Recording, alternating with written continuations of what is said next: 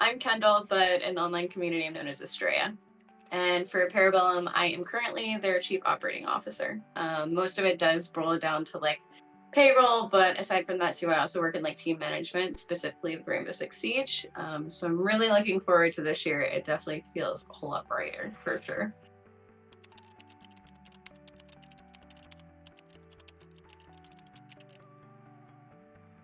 I mean, I want to say it was kind of a one-off when I first like started working, I guess, in the esports scene. I was brought on as a community manager just because I guess the interactions that I had with the current streamers that were like in the organization I was with at the time.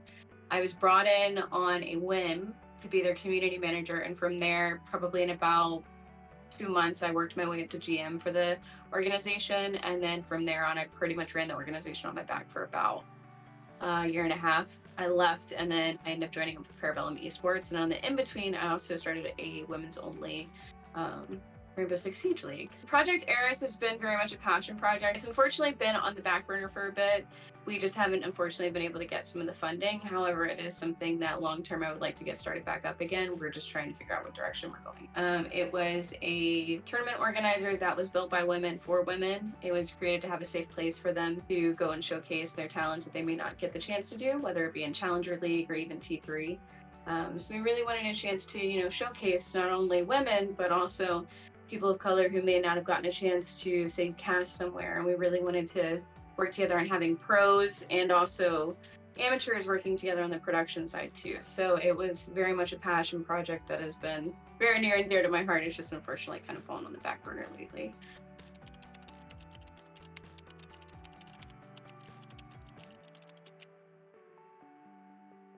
With being seen and heard, there's kind of a different like tone to it, because it could just even be like diversity or inclusivity, like seeing individuals like playing that resembled me. I'm not the average build. I'm a little bit bigger, a little bit more mid-size, and so I think that once I started to get actually involved in Rainbow Six Siege, I saw players like Goddess who very much paved the way for any women to be in the scene. So from pretty much day one, when I found out about the fact that there was a woman playing in Siege, I was ready to be in it. I then later on went to go and play in CCSW, and I think we placed like top 3. I was at the time just playing on just a pickup team with Lil Lexi, that one Britt, and a few others. So I think in all honesty, like Siege has been my home since 2015, and I think since then, I feel like every year the inclusivity and the diversity kind of like makes me feel more at home. So it's been really nice to kind of see that kind of evolve over the years. Also having individuals like, for example, like Jess along pretty much this entire process with, me working within another esports organization, and definitely with Eris, she was a huge factor in kind of just finding my grounding and kind of seeing where I wanted to go and the need for it. Between her being a coach and being a player and a streamer and a color caster and all the in between, she definitely more or less lit that fire underneath my ass, if I do say so myself, to kind of get more involved and get more in tune with kind of why we needed stuff like that.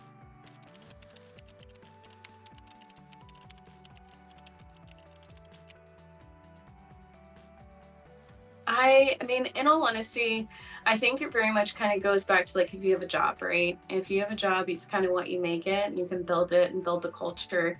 Ideally, when I came into Parabellum, that was what I really wanted to help build up, was to help build up our community and kind of that overall cultural scene.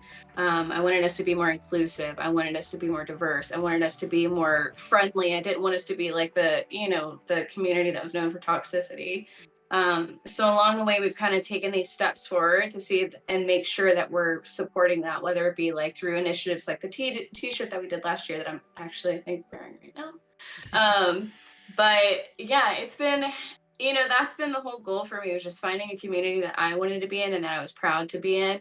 It necessarily wasn't something that I wanted to run be forefront with. It's just kind of over time, it's really developed, and a lot of the teams have really helped in that process.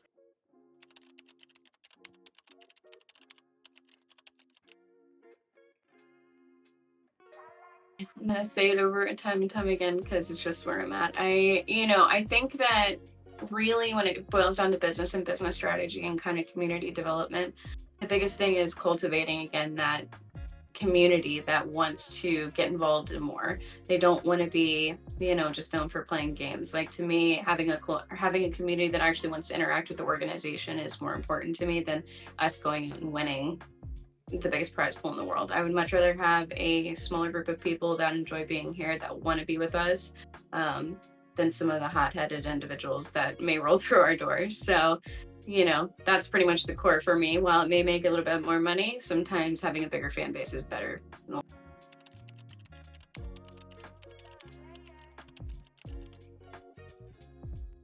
I'm gonna say it, just Siege. I can't get away from it. I also do really love what they're doing in the Valorant scene. I love every kind of step that they've made, and also CS:GO, oddly enough, has really started to pique my interest a little bit more lately. I don't know. I feel I'm so biased to every single game that we're involved in, and then Rocket League, I just personally really like it because it's very easy for anyone to watch it. I mean, it's basically soccer with the cars, so it's not too much to explain to people.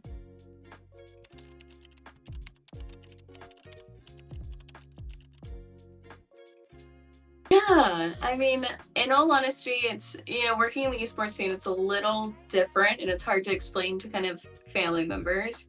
My boyfriend, who I live with, is probably my biggest support system. He hears about every good and bad thing that kind of rolls through my doors. And then additionally, I mean, like you said, I do have my dogs. However, one of them's in her kennel right now. She's a little crazy, but you know, having that big, strong support system, it's kind of weird at first because people don't understand what it is. But the more that you open up their minds to it, the easier it is. So there are some days that are really, really trying and very, very difficult. And I've shed quite a few tears and I've laughed quite a few times at my own expense. But there are so many highs that it's hard to beat that. And I also really just enjoy the fact of like the creativity outlet that I get, or a lot of just like, there's a lot of backing on the end. In all honesty, without Parabellum and having Chris behind me, he has pretty much from day zero of me even working at Parabellum, he's had full trust in me. So I've been super thankful for that opportunity. There's not very often that him and I bump heads, so it's been great to work with him.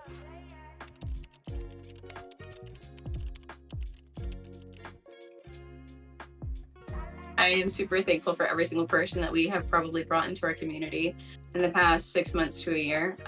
We have really done a lot of growing and developing, and I am so insanely excited for 2023. We have brought on some new individuals like yourself, Ellie, who have been absolutely wonderful to work with, and it feels great to finally be on a team that is all wanting the same thing and wanting to push forward. So I'm really looking forward to that. And thank you to everybody who wants to be a part of our community. We really appreciate you.